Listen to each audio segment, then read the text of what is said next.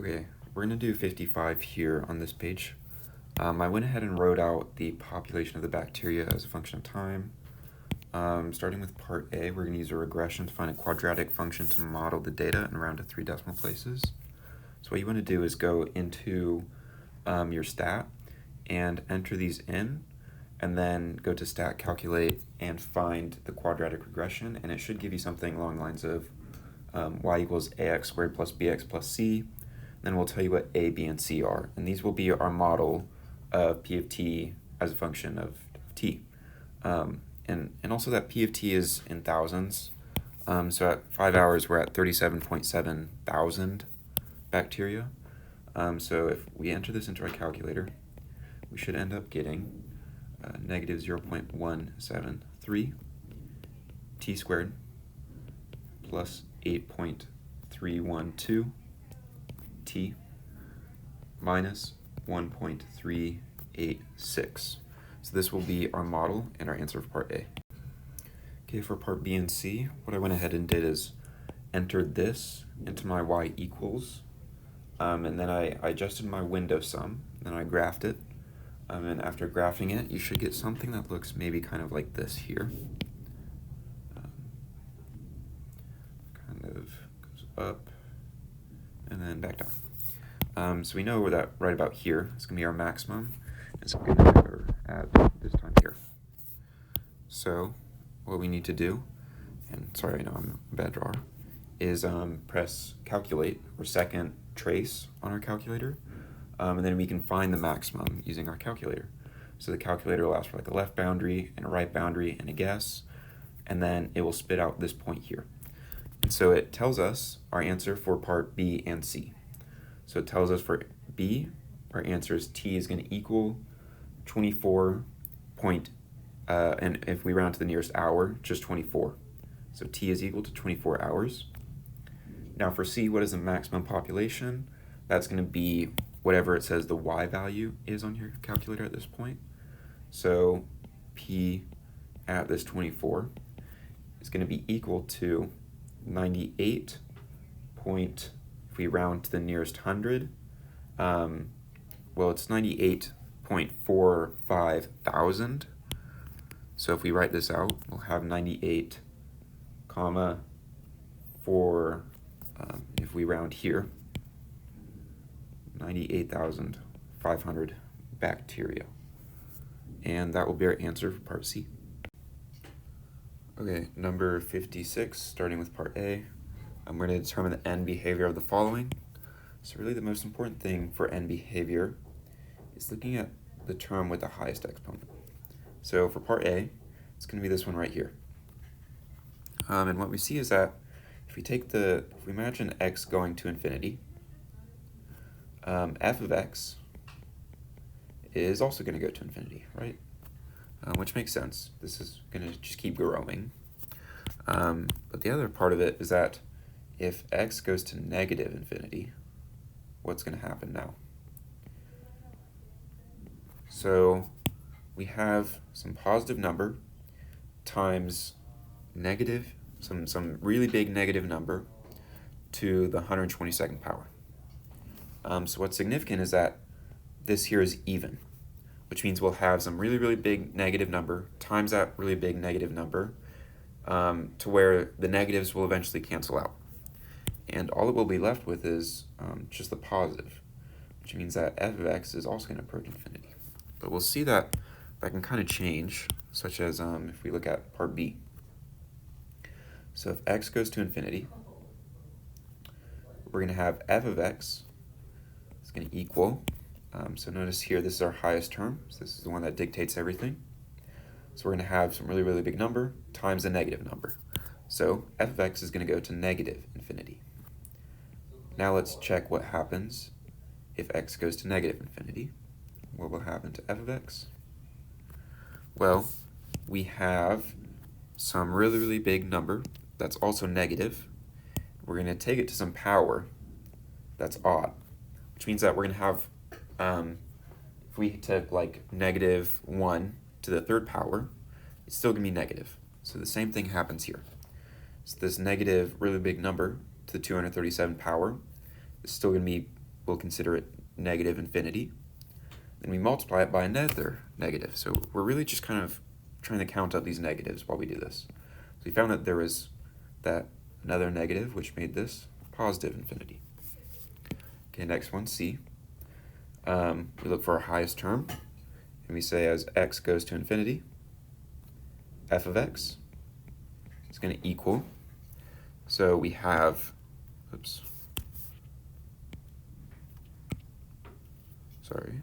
f of x is going to equal. So some really big number to an even power times a negative is just going to be negative infinity is what we'll say. So now we need to do for negative infinity. We're just going to keep using the same logic we've been using. So we'll have some negative, really big number to an even power that makes it positive times another negative. We get that f of x is going to go to negative infinity. Okay, last one. Our biggest power, this one here. So as x approaches infinity, f of x is going to equal. So we have a positive coefficient out front. So this is going to be positive infinity. And as x approaches negative infinity, let me fix that. F of x is going to equal. So we're going to have negative of some big number to an odd power, which means it's still going to be negative, times a positive coefficient. So we get negative infinity. And we're done. Okay, 57. Starting with A, we're going to determine the zeros and multiplicities. And I'm also going to assume this is probably just supposed to be minus 18x squared, just to make things nicer. I think that was just a typo. So we have x to the fourth minus 3x squared minus 18x squared. So we want to find the zeros. So first thing is that we can factor out an x squared from everything. Minus 3x minus 18 equals 0. So now we want to factor this inside part here. So notice negative 18, some numbers that multiply to that. We have 18 and 1, 9 and 2, 6 and 3. But we also need our number to add to this. And one of them is going to be negative. It's going to be the larger one. So the one that works is going to be x minus 6 times x plus 3. So this will multiply out to negative 18, and our numbers here add to negative 3x. So we're good. Next, we just need to find the zeros and what their multiplicities are. So the first one, we have that x squared equals 0. We have that x minus 6 equals 0. We have x plus 3 equals 0. So this one's pretty easy. X equals 0, and it has a multiplicity of 2, because that's the power outside of this. So next one, we have x equals 6, a multiplicity of 1. Lastly, x equals negative 3, also has a multiplicity of 1. And your multiplicity is just like the power that's out here, which we'll see more so on the next part. So let me write out these answers. Okay, next one here, B. This one we don't even have to worry about factoring it. We just need to say what the zeros are. So the first one, you can see we'll just go left to right. We see that x equals 2 is a 0, because that solves this inside part here. We'll just go through solving these basically. So x equals 2 is a 0, and the multiplicity of it is going to be equal to 3, because that's the power that's right there. So next, we have x equals negative 1. Multiplicity of this one, the power associated with it, is equal to 2. Lastly, x equals negative 3. This one also has a multiplicity equal to 1. It's pretty easy. Okay, 58. Indicate if the graphs of the function will cross the x-axis or bounce. So really what we're concerned about with this is the multiplicity. So if our multiplicity is even, that means it's going to kind of like bounce at the axis. And if the multiplicity is odd, it will cross through the x-axis. So this first part here, for A, our multiplicity is even, which means that we will bounce at the axis. For the next one, B, our multiplicity is odd, which means that we will cross at the axis. Next one, multiplicity of 3. That's odd, so we cross. Last one, bounce. Pretty easy.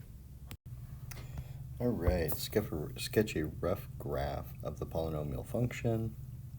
To aid in sketching, find the following: end behavior, zeros, multiplicities, and the y-intercept. So the end behavior, we look at it, the highest order is 4, that's positive, so that means as we approach infinity we should get kind of this U shape. The zeros, we have this factored form, will occur at 2, -1, and -3. With the 2 multiplicity, so it would be 2, multiplicity 2. The other ones have multiplicity 1. And the y-intercept will occur when x equals 0. So we can have 0 minus 2 quantity squared, 0 plus 1, and 0 plus 3. So we'll get 4 times 1 times 3, which is equal to 12. And graphing it, we will go through -1, go through -3, and bounce off of -2. So there's -3, -1, 2, and then we need to go through +12, which would be way up here. So we'll do something like this. All the way up, bounce off, and go to infinity in both directions. Apply the intermediate value theorem to determine the function f of x is equal to 2x cubed minus 5x plus 2 has a 0 on the following intervals. So part A is -2 to -1. So we 2, -2 cubed minus 5 times -2 plus 2. So this would be 2 times -8 plus 10 plus 2 will be -16 plus 12 equal to -4. Then for -1, so we'll have 2 times -1 cubed minus 5 times -1 plus 2. That'll be -2 plus 5 plus 2, which is equal to +5. With that, we can see that the sign changes, so there is at least 1 0 on the following interval. Then for part B, you can check the same thing with the zeros. So we'll get 2, 0 cubed minus 5 times 0 plus 2. So we get 0 minus 5 plus 2 is equal to -3. And then we'll get, for the 2 times 2 cubed minus 5 times 2 plus 2. So this will be 16 minus 10 plus 2, which is going to equal +8. And where they switch signs, it has at least 1 0. Use long division of polynomials to divide the following. Alright, so we'll do x squared plus 3, 2x to the 4th minus 3x cubed plus 5x squared minus 7x plus 1. So the question we need to ask is, what do we need to multiply this first term to get this 2x to the 4th, in which case that would be 2x squared.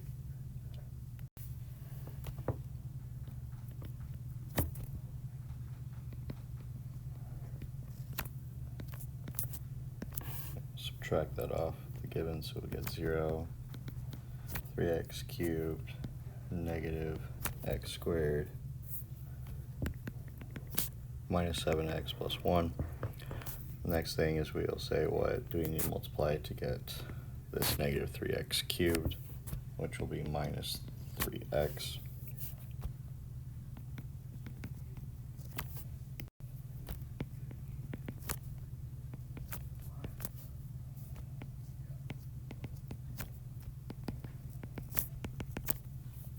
Alright, and then we say what do we need to multiply to get this negative x squared, which will be minus 1.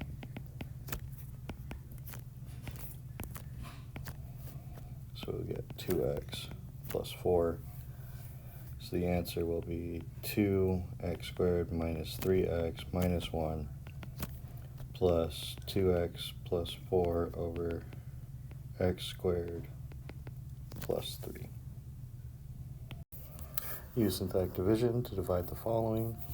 So we need to solve for your this x minus 3 equals 0, so x equals 3. And then, so we do 3, and then get the coefficients, so that'd be 4. There's no x squared, so that's a 0, negative 28, and negative 7.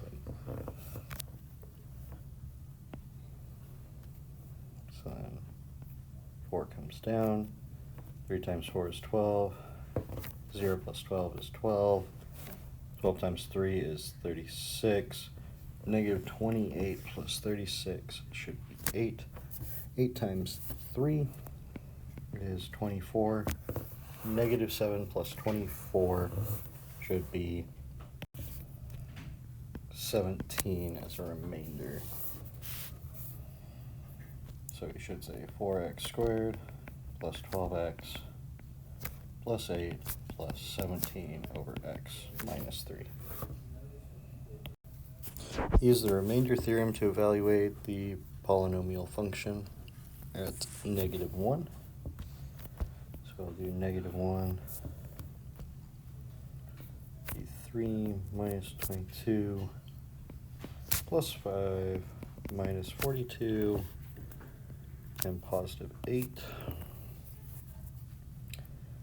3 drops down, negative 3, negative 25, goes positive 25, should go to 30, negative 30, negative 72 to positive 72 to 80. So that 80 is the answer to part A, and then evaluating it at 1. Do the same thing. So 3, 3, negative 19, 19, negative 14, negative 14, be negative 56, negative 56, should be negative 48.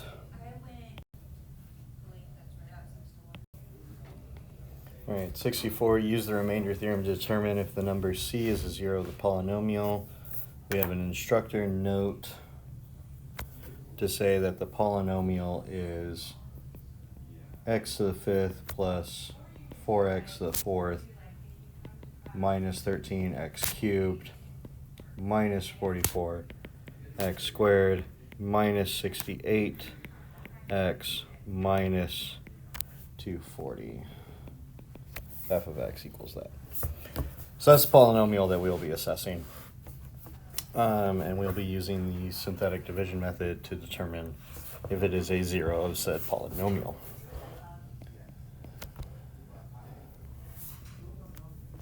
So that'll be 1, 4, 13 minus 44 minus 68 minus 240. So be 1, negative 5 to negative 1, 5, go to negative 8, go to 40 negative 4, positive 20, negative 48, and negative 48 times negative 5 will be 240. We get a 0. So yes, that is a 0 of the polynomial. And then 2.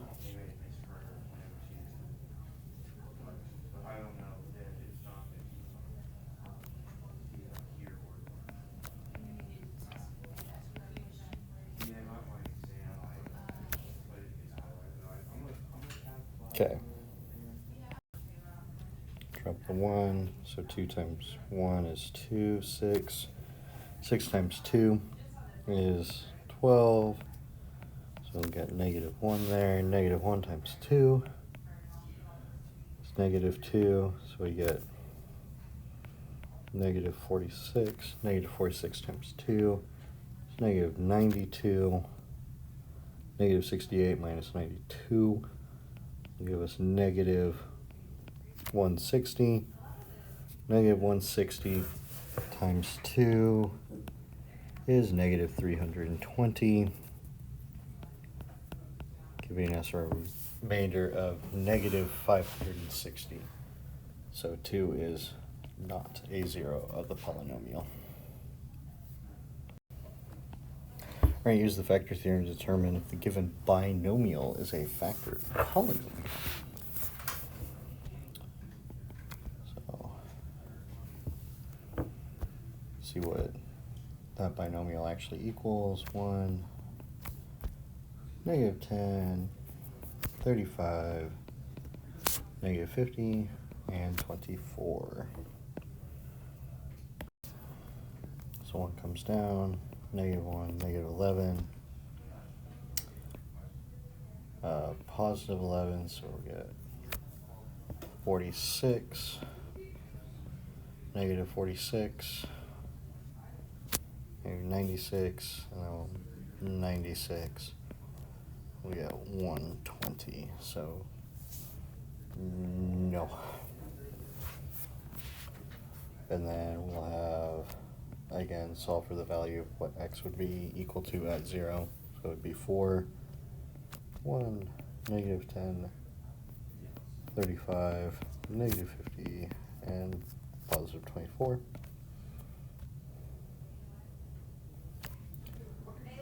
Positive 4, negative 6, negative 24, positive 11, 44, negative 6, negative 24. It does end in a 0. So, yes, it is a factor of the polynomial. And then it would be x minus 4, we'd reduce the power. X cubed minus 6, x squared plus 11x minus 6 would be its factored form.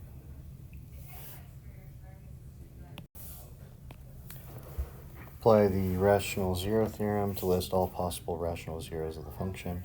So we're going to look at factors of 4, which is 1 and 4. And then we'll look at factors of 8, which is 1, 2, 4, and 8. And then we'll take this set and divide them each by this set, and it'll be plus or minus that. So 1 divided by 1 is 1, 2 divided by 1 is 2, 4 divided by 1 is 2, 4 divided by 1 is 4, 8 divided by 1 is 8.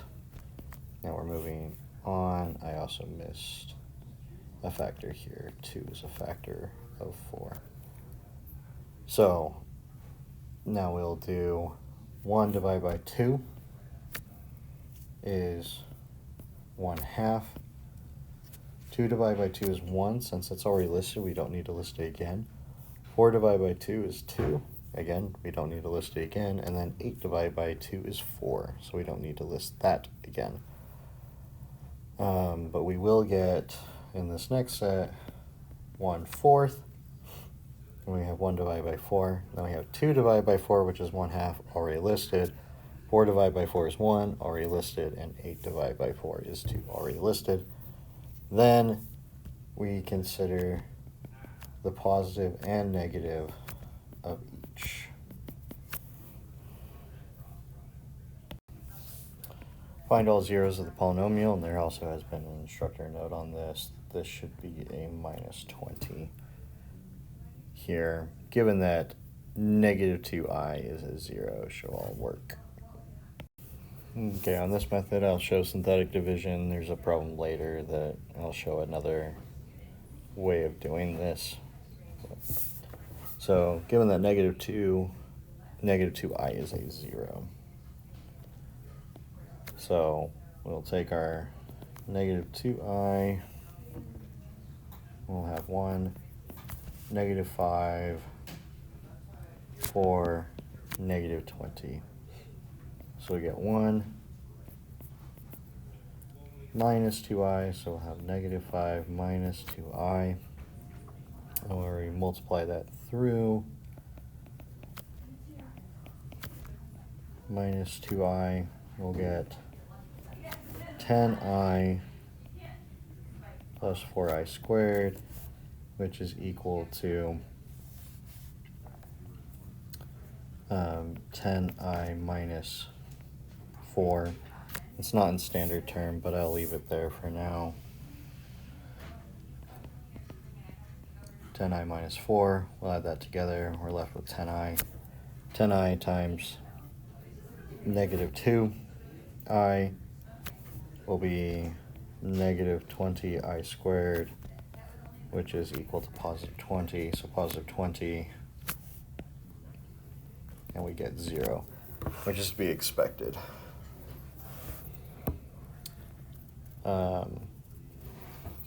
Now, if we were to write this out, this would be an x squared plus, and we'll just put this all in parentheses, x plus our 10i.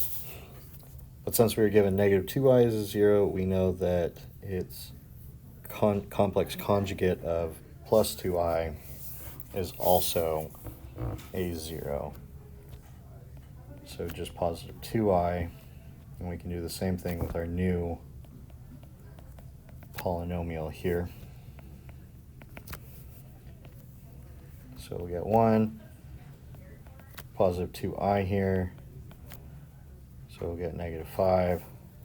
Negative 5 times 2i is negative 10i, and indeed we do get a 0, leaving us with a polynomial of x minus 5, and that is already factored out.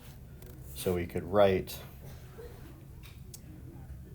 the factored form of x minus 2i, x plus 2i, all equal to 0, and ask for the zeros. So that would be x equals 2i minus 2i, and then if we solve for 0 on that one, we'll get x is equal to a positive 5. Find and state all the zeros of the polynomial, given that 2 and negative 4 are some of the zeros. So we'll again use synthetic division here to reduce the order. So we'll have 2, 1, 2, 1, 18, negative 72. So 1, 2, 4 times 2 is 8. Add those together, we get 9, 18, positive 36. 36 times 2 is indeed 72, and we get a 0. We can then do the same thing with negative 4 with that reduced order there. So 1 times negative 4 is negative 4, so we'll get 0. 0 times negative 4 is 0, so we'll get positive 9. Negative 4 times 9 is negative 36, and we do in fact get the 0 that we're expecting. We can rewrite this as x squared plus the implied 0x, 9. Given that we're trying to find zeros, we'll set this equal to 0. We could use the quadratic formula where b equals 0, or we could solve for x directly by subtracting 9 from both sides and taking the square root.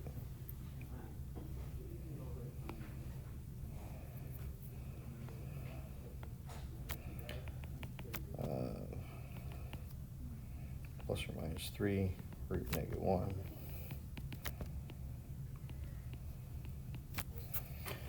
And that says to state all the zeros. So the zeros would be negative 4, positive 2, positive 3i, and minus 3i. 69, the 0, find all the zeros given that 2i and 2/3 are some of the zeros. So we'll show the polynomial long division to show that that's also a valid method for this. So if x is equal to 2/3 as a 0, that means 3x minus 2 is equal to 0, so that's one of the factors.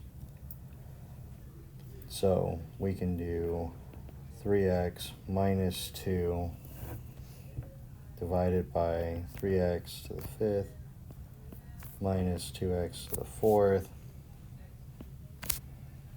minus 3x cubed plus 2x squared minus 60x plus 40. So as we do that, we'll have to ask the question, what goes here? It'll be x to the 4th. So we'll get 3x to the 5th minus 2x to the 4th.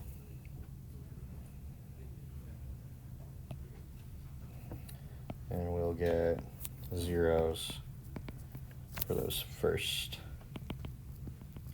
few terms there. Minus 60x plus 40. Now we would say, what do we need to do here? It would be minus x squared.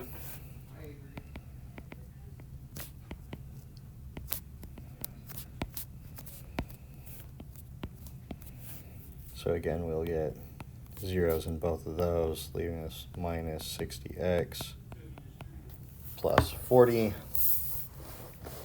So then we can see what do we need to multiply that, and it will be minus 20.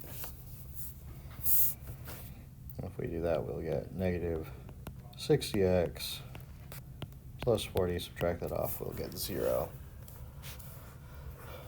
So after this first round, we'll have 3x minus 2, x to the 4th minus x squared minus 20.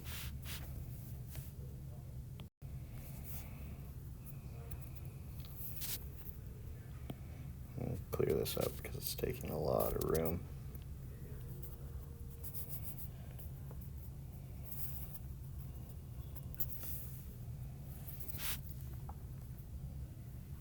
Rewrite that up here.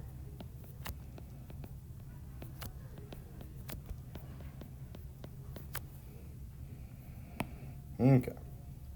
So we're also given that 2i is a factor. That also means minus 2i is a factor. So we can say that x is equal to plus or minus 2i. If we square both sides, we'll get negative 4. So x squared plus 4 is also one of the factors that we are looking for. And we can use polynomial long division with this x plus 4 factor, or x squared plus 4.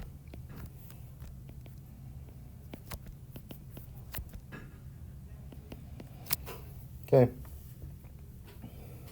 So we ask the question, what do we need to do? It'll be x squared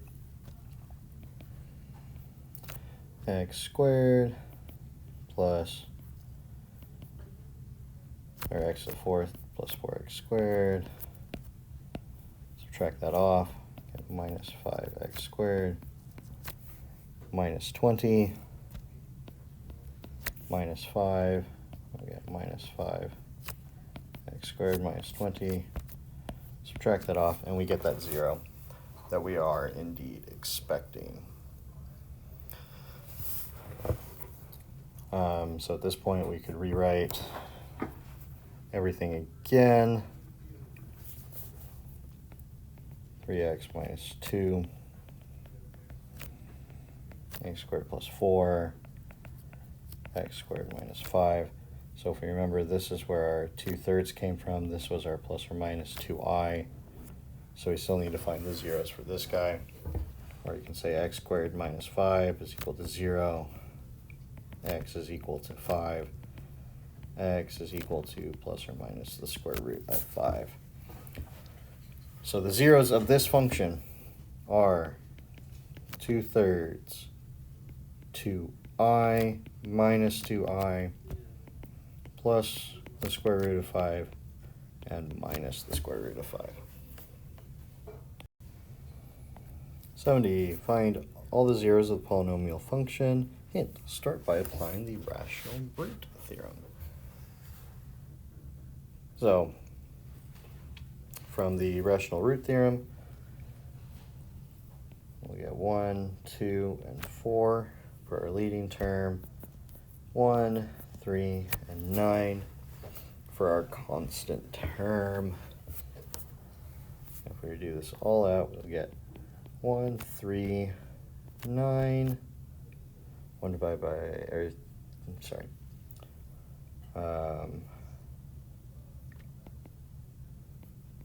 1/2,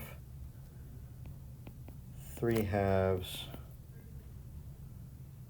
Sorry, that should not be it. Those all should be thirds.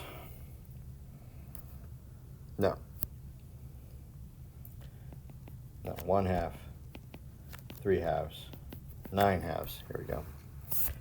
And then 1/4, 3/4, and 9/4. Plus or minus all of those. To reduce it down further, we can, if we graph, see that we get something right around -3 and 1/2. That's where it looks like it's going to be, but it also bounces on both of those. I believe the -3 would probably be easier to start factoring. So by synthetic division,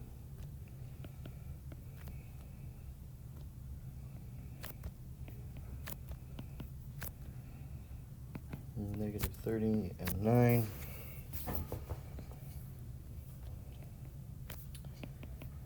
-12, +8. -24. -11. Be +33 to +3. -9. In fact, that is a 0. And I also said that we could probably do that again where it bounces for a -11, 3. So 4, negative 12, negative 4, positive 12 to 1, negative 3 to 0. So at this point we're left with 4x squared minus 4x plus 1. You can use the quadratic formula from here, so we get 4 plus or minus square root of the b squared, so 16 minus 4 times our a term, 4 times c, all over 2 times 4. And this would simplify to 4 plus or minus 0 over 8, or 1/2. And that would be a repeated root. So the zeros are x equals negative 3, either multiplicity 2, we're listing it out twice. Write a polynomial of degree 3 with integer coefficients in the standard form with sum of the zeros, negative 4i and 3/2 should all work. So from that we'll know that x minus 4i, x plus 4i, because the i's always come in pairs, it'll be x minus 3/2. So if we do the first two, we'll get x squared plus 4ix minus 4ix minus 16i squared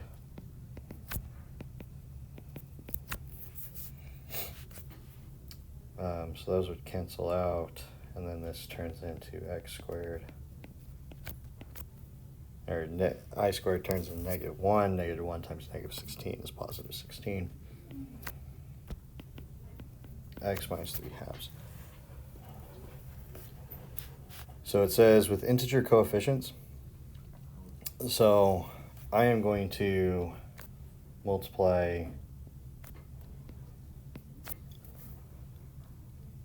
this by 2. What that's going to do is I can then distribute it into this one, where that'll give me just integers and get rid of the fraction.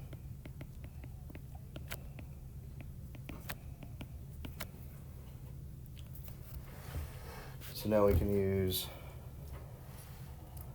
binomial multiplication to get the 2x cubed minus 3x squared plus 32x minus 48. If you had done it the other way, you would have, without multiplying by 2, you would have gotten the following expression. And then to get full integer coefficients, you would have had to multiply everything by 2 to get back to where we were. All right, given the graph, complete the statement. So as x goes to negative infinity, the function, the red line, goes to 0. And we can see that going over there. So 0. As x goes to 2, from just below 2, we can see that it goes off to negative infinity. Then on just the other side of it, we can see as 2 gets really close, or as the function gets really close to 2 from the more positive side of 2, we see that it approaches positive infinity. And then as x gets really large, or goes to infinity, we see that f of x goes to 0. All right, identify the vertical asymptotes of the following functions. Vertical asymptotes occur when the denominator is equal to 0. So for a, x plus 1 equals 0, x is equal to -1. So x equals -1. For b, again the same thing, x to the 4th plus 1 is equal to 0. So we'll get x to the 4th is equal to -1. Since that is an even power, if we were to try and take the 4th root of -1, we can see that we would get imaginary values there. So there is no vertical asymptote for B. C, we have an x plus 7 and 2x squared minus x minus 10 on bottom.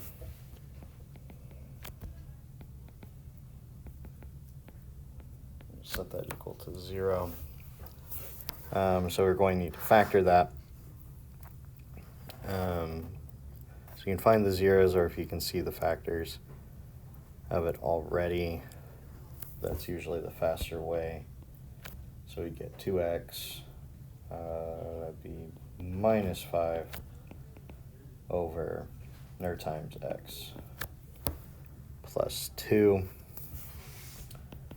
None of those cancel out at the top, so we can see that x is equal to 5/2 and -2.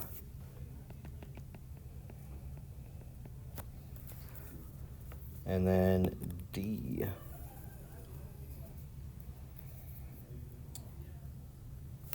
We have this x squared minus x minus 2 is equal to 0. So x minus 2, x plus 1 are the two factors. We do have to check, because that top we could factor out as x, or factor out 3. So whenever we do that, we'll have x minus 2 on bottom, x plus 1. Those factors, x still can't equal positive 2, but there's not a vertical asymptote there. So it reduces down to x plus 1, no, not equal to 0. But we see when the denominator is equal to 0, and we get that x is equal to -1. Cannot equal 2. There we go. So it only has a vertical asymptote at -1. The other one would be identified as a hole in the graph. Identify the horizontal asymptotes for each of the following functions. So we can see in this function, our biggest power is an x squared, and there's a 7 in front of it. And this one is an x squared with a 4 in front of it. So it has a horizontal asymptote at y equals 7/4. This next one, we can see the highest power is x squared on top, and the highest power on the bottom, or in the denominator, is just to the first power. So there is no horizontal asymptote there. That will actually result in a slant asymptote. And then C, we can see the highest power is just a constant, or x to the 0. And then the bottom, we have an x squared. So that will have a horizontal asymptote at y equals 0. Identify the horizontal asymptote of the function f of x is equal to, in the numerator, 3x squared plus 4x minus 3, and then in the denominator, x squared plus 3. Then determine the point where the graph crosses the horizontal asymptote, if it crosses. Should all work. So here we can see that the highest power is x squared, highest power is x squared, and we'll do 3 divided by 1. So it has a horizontal asymptote at 3. Now to determine if it crosses that asymptote, squared, we'll set equal to 3, multiply the denominator over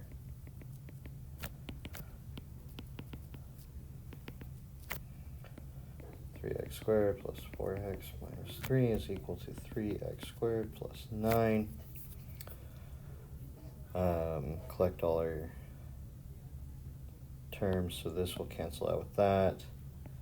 We'll get positive 4x minus 3 is equal to 9. We'll add 3 to both sides. So it crosses the horizontal asymptote also at x equals 3. Starting with the function in the numerator, x cubed plus 5x squared minus 4x plus 1 over in the denominator, x squared minus 5 has a slant asymptote. If it does, find the slant asymptote. So we can see from the top, the highest degree is 3. In the bottom, the highest degree is 2. Since the numerator has 1 degree higher than the denominator, there will indeed be a slant asymptote. And how we find the asymptote is we will use polynomial long division.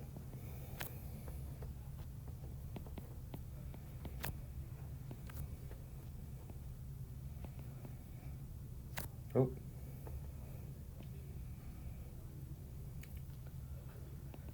X cubed plus 5x squared minus 4x plus 1. So be x minus 5x all the way down there, subtract it off. We'll get 5x squared minus 9x plus 1 plus 5. That'll give us 5x squared minus 25. Oh, that should be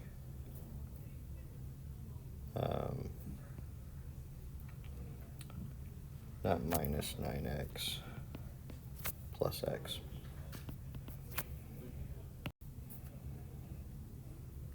And that shouldn't be there. Sorry. There we go. Subtract all of that off, and we're left with x plus 26.